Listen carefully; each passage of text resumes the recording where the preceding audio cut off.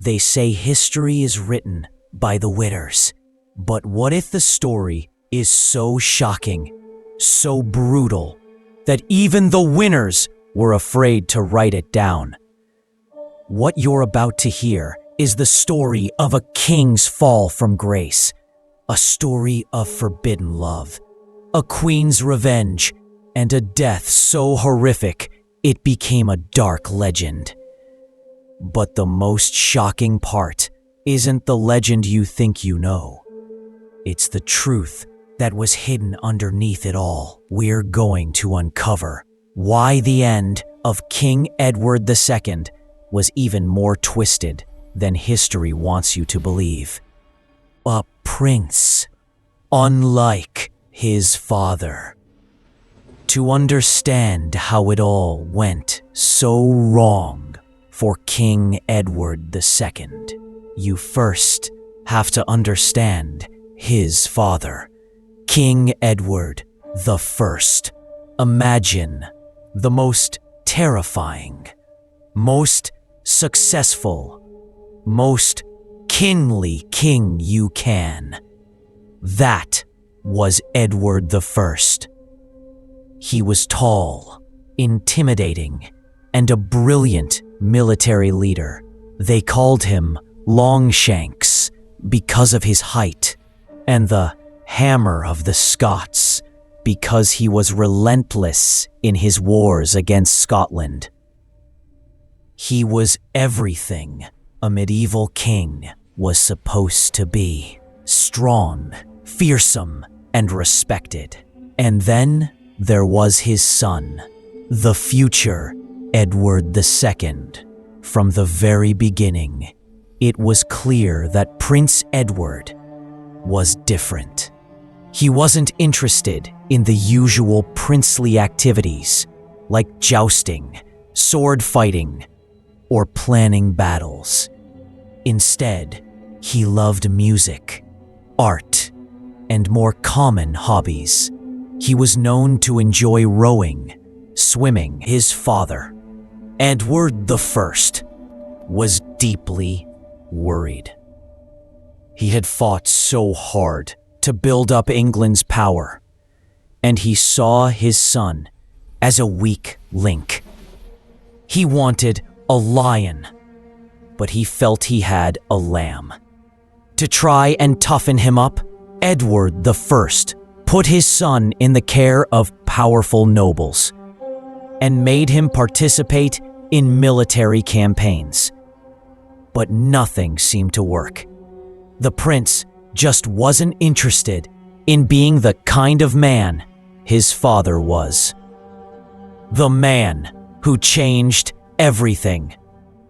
Then, a man named Piers Gaveston entered the prince's life. Gaveston was a young knight from Gascony, a region in France that was loyal to England. He was charming, witty, and incredibly handsome. And for Prince Edward, it was like the whole world suddenly lit up in color. He was completely captivated by Gaveston, and they became inseparable. It wasn't just a friendship, it was an obsession. The prince showered Gaveston with gifts, lands, and titles that were usually reserved for the most powerful nobles in the kingdom. They spent all their time together, and Edward seemed to value Gaveston's opinion above everyone else's, including his own father's. This created a huge problem. The other nobles at court grew incredibly jealous and angry. In their eyes, Gaveston was a low-born nobody who had somehow bewitched the heir to the throne. They saw him as arrogant and insulting, someone who mocked their ancient titles and their importance. And they weren't entirely wrong. Gaveston was known for giving the powerful lords of England insulting nicknames. For example, he called the powerful Earl of Warwick the Black Dog of Arden. He was playing a very dangerous game. King Edward I saw what was happening and was furious. He saw Gaveston as a terrible influence who was making his son even less kingly. The final straw came when Prince Edward demanded that his father give one of the most valuable territories in the kingdom to Gaveston. The old king exploded with rage. He banished Piers Gaveston from England. He made his son swear a holy oath, a kingdom turned upside down. In 1307, the old king, Edward I, died while on a campaign in the north. The moment he was gone, everything changed. The first thing the new King Edward II did, literally the very first thing, was to break the sacred promise he made to his dying father. He sent a message for Piers Gaveston to come back to England. And Gaveston didn't just come back. He came back to a level of power no one could have imagined. Edward II made him the Earl of Cornwall, a title traditionally reserved for members of the royal family. He gave him incredible wealth and power. When Edward had to travel to France for his own wedding, he left Gaveston in charge of the entire kingdom as regent. The powerful nobles, the same ones who already hated Gaveston, were forced to watch this upstart foreigner rule over them. They were beyond furious, a queen scorned. The wedding was to one of the most beautiful and powerful princesses in Europe, Isabella of France, the daughter of the French king. This was a political marriage meant to bring peace between England and France. Isabella was young, intelligent, and from a family that knew how to wield power. She arrived in England ready to be a queen, but from the very start, she was pushed to the side. At her own coronation feast, the grandest celebration of her life, her new husband, King Edward II, ignored her completely. He spent the entire evening talking, laughing, and even reportedly caressing Piers Gaveston. The wedding gifts given by her powerful father, the King of France, were allegedly taken by Edward and given to Gaveston. Isabella was publicly humiliated. She was the Queen of England, but in her own court, she was treated as less important than the king's favorite. She wrote desperate letters back home to her father, complaining about how Gaveston had stolen her husband's love and her own position. She was trapped, and her anger began to simmer. The Barons' Rebellion. The English barons had seen enough. This wasn't just about jealousy anymore. They believed the king's obsession with Gaveston was destroying the kingdom. Edward was ignoring his duties, spending the country's money on his favorite, and making a mockery of the ancient nobility. Led by one of the most powerful men in the country, the king's own cousin, Thomas of Lancaster, they decided to act. They were a powerful group, men who controlled vast armies and lands.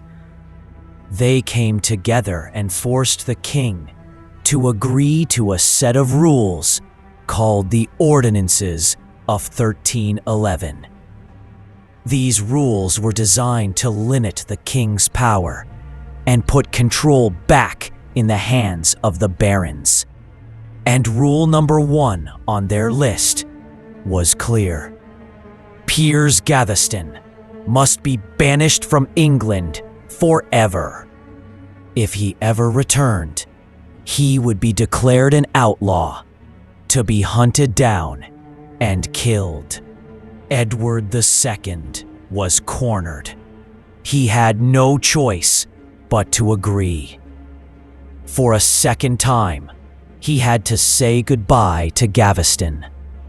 But if the barons thought this would solve the problem, they had badly underestimated the king's obsession. Within months, Edward II broke his word again. He secretly brought Gaveston back into the country. This was a declaration of war against his own nobles. For the barons, this was the final insult. They had tried to work with the king, but he had proven he couldn't be trusted. The Black Dog of Arden, the Earl of Warwick, who Gaveston had mocked, made a promise. Let him call me dog. One day the dog will bite him. That day had come. The barons raised their armies. They weren't just protesting anymore. They were hunting. They cornered Gaveston at Scarborough Castle. After a short siege, Gaveston surrendered, but only after he was promised his life would be spared. That promise was broken. While Gaveston was being transported south, he was captured by the Earl of Warwick. He was taken to Warwick Castle, where he was put through a sham trial and condemned to death. They took him to a nearby hill, and in front of Thomas of Lancaster and the other rebel barons, they ran him through with a sword and beheaded him. When King Edward II heard the news, he was shattered. He wasn't just sad. He was filled with a burning desire for revenge. The man he loved more than anyone had been murdered by his own nobles. From that moment on, the king's reign was no longer about governing England. It was about getting even. This act of violence didn't bring peace. It planted the seeds for a bloody civil war, a king's decline, and a queen's rise. The murder of Piers Gaveston broke something inside Edward II. For years, he was a king consumed by grief and the thirst for revenge against the barons who had killed his favorite. But his weakness as a leader had other consequences, and the biggest one was waiting just across the border in Scotland. While Edward was busy with his internal dramas, the Scottish king, Robert the Bruce, was slowly but surely taking back his country. In 1314, Edward was finally forced to confront this threat. He gathered a massive English army and marched north to face Robert the Bruce at a place called Bannockburn. The Battle of Bannockburn was one of the worst disasters in English military history. The massive, overconfident English army was completely crushed by a smaller, smarter Scottish force. King Edward II himself had to flee for his life, a king running from the battlefield. It was a national humiliation. His authority as a warrior king already shaky, was now totally destroyed. The barons who disliked him now had proof. He was an incompetent failure who was weakening England. The new favorites. After the shock of Gaveston's death, Edward eventually found new people to rely on. But he made the exact same mistake again. He didn't choose wise and respected advisors. He chose new favorites, a father and son duo, Hugh Despenser the elder and Hugh Despenser the younger. Hugh Despenser the younger, in particular, was just as greedy and arrogant as Gaveston had been, but he was much smarter and far more ruthless. He and his father quickly took control of the king. They manipulated Edward, using his power to make themselves unbelievably rich. They stole land from other nobles, twisting the law to get what they wanted. Anyone who stood in their way was crushed. For a time, it seemed like they were winning. In 1322, the king, with the Despensers at his side, finally got his revenge. He went to war against the baron who had led the rebellion, his cousin, Thomas of Lancaster. This time, the king's side won. Lancaster was captured, and Edward showed him no mercy. Lancaster was given a humiliating sham trial, just like Gaveston had been, and was brutally executed. The king had finally avenged his first love. With their main enemy gone, the Despensers' power became absolute. They, along with King Edward, ruled England like their own personal piggy bank. They were hated by everyone. The nobles they stole from, the common people whose lives were made miserable by their greed, and most importantly, the one person they should have been most careful not to anger. Queen Isabella, the she-wolf of France. All this time, Queen Isabella had been watching. She had been patient. She had given the king a son and heir, the future Edward III, fulfilling her duty as queen. But she was living in a nightmare. She was publicly ignored by her husband, who clearly preferred the company of the Despensers. Hugh Despenser the younger, in particular, seemed to go out of his way to humiliate her. He controlled access to the king. He took over her lands, and he even reduced the number of her servants, effectively making her a prisoner in her own court. Isabella was the daughter of a powerful French king. She was not a woman who would accept being treated this way forever. She was intelligent, cunning, and she was slowly being filled with a cold, hard rage. All she needed was a chance, an opportunity to escape and fight back. That chance came in 1325. A dispute broke out between England and France over territory, and someone needed to go to the French court to negotiate a treaty.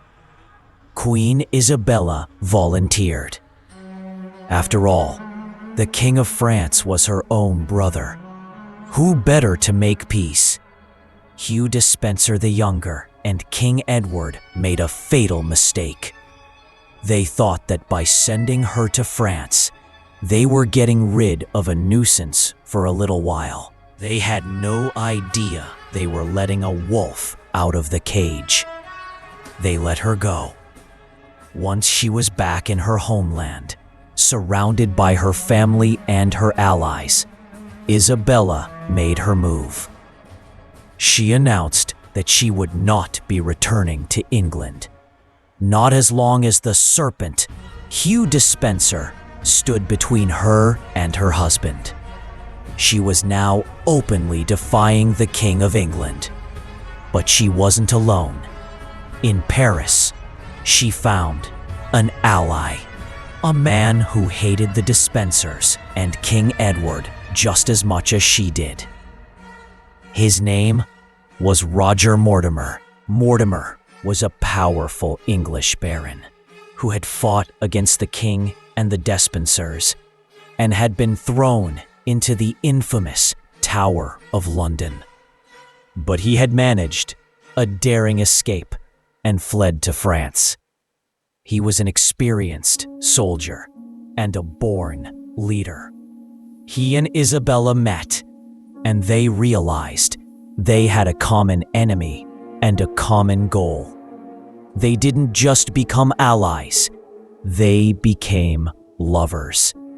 Together, this scorned queen and this escaped rebel began to plot the unthinkable, an invasion of England to overthrow a king. The invasion and the fall. Back in England, King Edward II and the Despensers didn't seem to grasp the danger they were in. They sent angry letters demanding Isabella return. They tried to pressure the French king, her brother, to send her back. But they underestimated her completely. Isabella and her lover, Roger Mortimer, were busy. They used her royal connections and Mortimer's military experience to gather support. They secured money and ships from the Count of Hainaut, a powerful lord in the Low Countries, by promising that Isabella's young son, Prince Edward, would marry the Count's daughter. With the young prince at her side, Isabella could claim she wasn't invading to overthrow the king, but to rescue the kingdom from the evil influence of the Despensers and to restore her son's rightful place. It was a brilliant political move. In September 1326, they were ready. With a tiny army of only about 1,500 soldiers, Isabella, Mortimer, and the young Prince Edward set sail for England. You would expect the King of England to easily crush such a small invasion force. But something incredible happened. When Isabella and Mortimer landed, the country didn't rise up to defend its king. It rose up to join the invaders. ... The hatred for the Despensers was so deep that powerful nobles, knights, and even common people flocked to join Isabella's cause. Her small army grew larger every day. The king's own brother, the Earl of Kent, joined her. Henry of Lancaster, the brother of the man Edward had executed, also rallied to her banner, bringing his army with him. The whole country was turning against its king. King Edward II and the Despensers panicked. They were in London, but the city was turning against them too. They tried to rally support, but no one came. Their reign of terror had left them with no friends. They were forced to flee, running for the Despenser-controlled lands in Wales, hoping to find safety and raise an army. But it was too late. Their power had evaporated overnight. London descended into chaos, and the people hunted down and brutally killed any of the king's supporters they could find. The invasion had turned the end of the Despensers. Isabella and Mortimer were now the rulers of England in all but name. Their pursuit of the king and his favorites was relentless. They soon captured Hugh Despenser the Elder, the father. He was given a quick trial and then brutally executed. He was hanged, and then his body was cut down while he was still alive, and he was beheaded. His head was sent to be displayed for the cheering crowds in London. A few weeks later, they finally caught the main prize. King Edward II. His execution was designed to be as cruel and humiliating as possible. He was charged with treason and theft. He was tied to a horse, stripped of his clothes, and paraded through the streets while people threw trash and rotten food at him. Then came the execution itself. First, he was hanged, but not until he was dead. He was cut down while still breathing. Then, the executioner cut off his genitals and burned them in front of him, because he was seen as a heretic and a sodomite who had corrupted the king. Then, his stomach was cut open and his insides were pulled out and burned.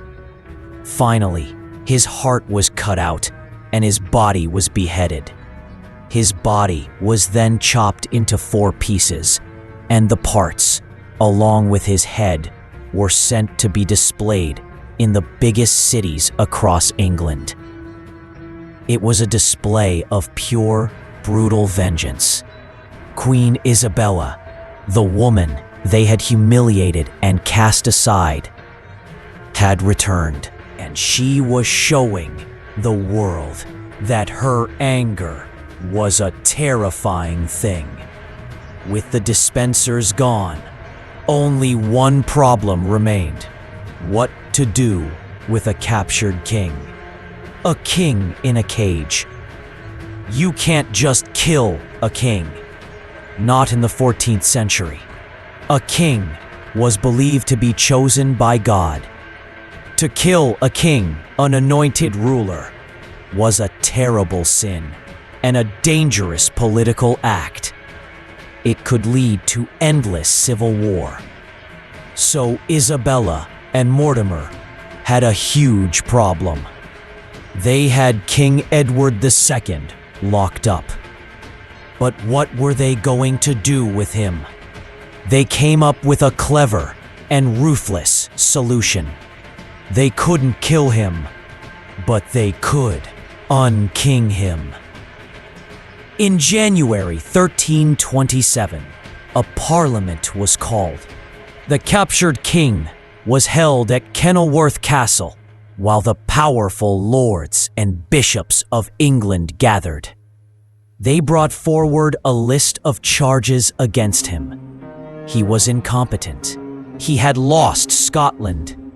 He had been controlled by evil advisors. He had destroyed the kingdom, and he had failed in his duties as a king. The message was clear. Edward II was unfit to rule. Then they delivered an ultimatum to the captive king. He had to give up his crown. But the problem of the former king, now just Edward of Caernarfon, still remained. As long as he was alive, he was a threat. There were already plots to rescue him and put him back on the throne. Isabella and Mortimer knew they needed to secure him, to hide him away where no one could find him. So they moved him from Kenilworth Castle to the more remote and secure Berkeley Castle, under the watch of men loyal to Mortimer. And it's here, in the dark, damp rooms of Berkeley Castle, that the story of Edward II enters the realm of dark legend. The legend of the red-hot poker. The official story, released by the new regime, was that, in September 1327, the former king had died. They claimed he died of natural causes, perhaps from a sickness brought on by his despair. They even put his body on public display to prove that he was dead and that there were no marks of violence on him.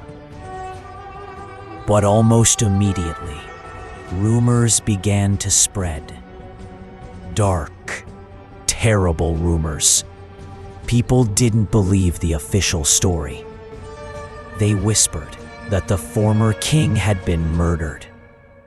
And not just murdered, but killed in a way that was both horrific and symbolic.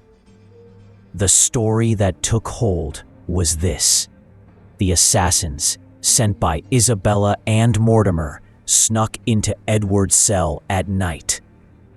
To kill him without leaving a mark on his body that could be seen later, they pinned him down, face down, on his bed. They placed a table or a plank of wood on top of him to hold him still.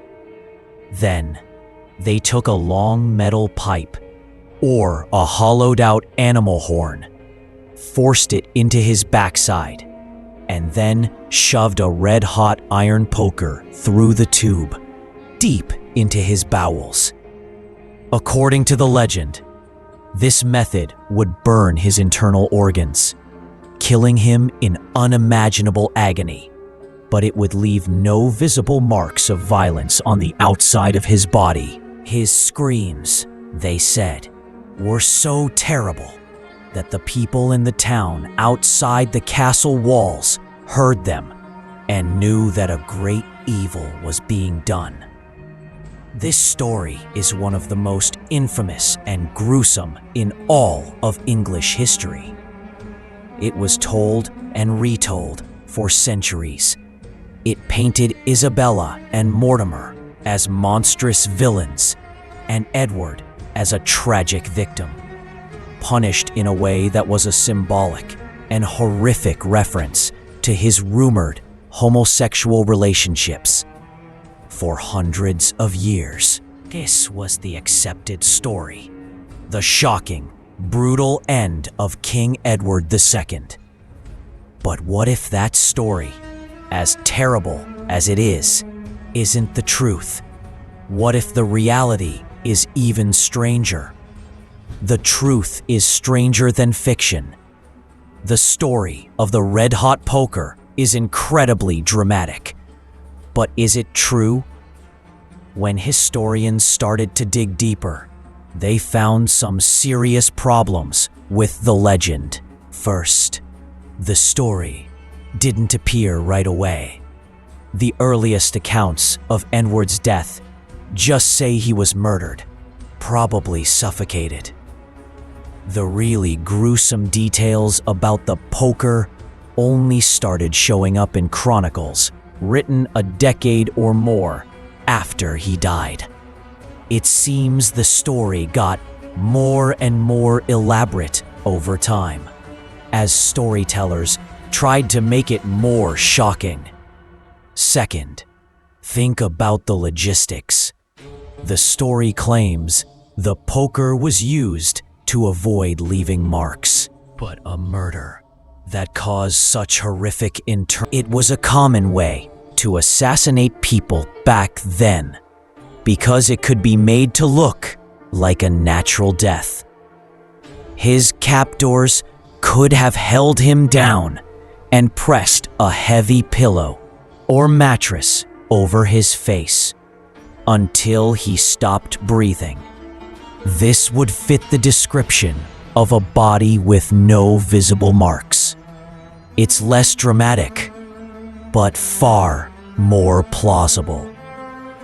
But in the 21st century, a completely different and mind-blowing theory emerged, thanks to a very old letter, the Fieschi letter, in the archives in Italy. A historian uncovered a letter written in the 1330s by an Italian priest named Emanuele Fieschi. This letter was addressed to the king at the time, Edward III, the son of the supposedly dead king. And the contents of this letter were explosive. The letter tells a completely different story. It claims that King Edward II was not murdered at Berkeley Castle at all. According to Fieschi, the king's guards felt sorry for him and helped him escape. They killed someone else, a castle porter or a guard, and mutilated the body so no one could recognize it. It was this body that was put on public display and buried in Gloucester Cathedral, while the real Edward II, now disguised as a commoner, slipped away into the night. The letter then describes a long journey. The escaped king supposedly wandered through Ireland, then sailed to France, and eventually made his way to Italy. He lived a quiet life, hidden away in monasteries and castles, living as a hermit and praying for the sins of his past life. Could this possibly be true? Could one of the most famous murder stories in history be a complete lie? It sounds like a wild conspiracy theory, but there is some strange evidence that seems to support it. We know that for years after his supposed death, there were constant rumors that Edward II was still alive. The government of Isabella and Mortimer spent a lot of time and money hunting down people who claimed to have seen him. One of the king's own brothers, the Earl of Kent, was even executed because he was part of a plot to rescue Edward from another castle. Believing he was still alive and being held captive there, why would he risk his life for a dead man? Even more telling is the behavior of Edward III. When he grew up and finally overthrew Roger Mortimer, he had Mortimer executed. And one of the official charges against Mortimer was that he had falsely claimed the old king was dead. Not that he had murdered him, but that he had lied about his death. It's a very strange choice of words. Edward III also traveled to Italy and met with the Pope around the time the Fieschi letter was written. Did he go there to find out the truth about his father? We will probably never know for sure what happened. History is like a puzzle with missing pieces. But we are left with three incredible possibilities. 1. The dark legend is true. A king was brutally murdered in his cell with a red-hot poker as a final, cruel punishment for his life and his loves. 2. He was quietly and efficiently murdered, most likely suffocated, and the poker story was a gruesome legend invented later to demonize his killers. 3. The most amazing possibility of all. He escaped his own murder, lived out his days as a secret hermit, and the entire history we thought we knew was built on a lie. The story of Edward II is a shocking reminder of how brutal politics can be. He was a man who was probably never meant to be a king. His inability to balance his personal feelings with his public duty led to disaster. It led to civil war, the fury of a scorned queen, and ultimately, his own downfall. His reign was a failure, but his death, whether by poker, pillow, or a secret escape, has become one of history's most compelling and mysterious tales. It shows us that sometimes the official story is just the beginning, and the truth can be far more shocking than any legend. If you want to know what happened to the woman who brought him down, the she-wolf of France, click on the video on your screen now to see the incredible story of Queen Isabella.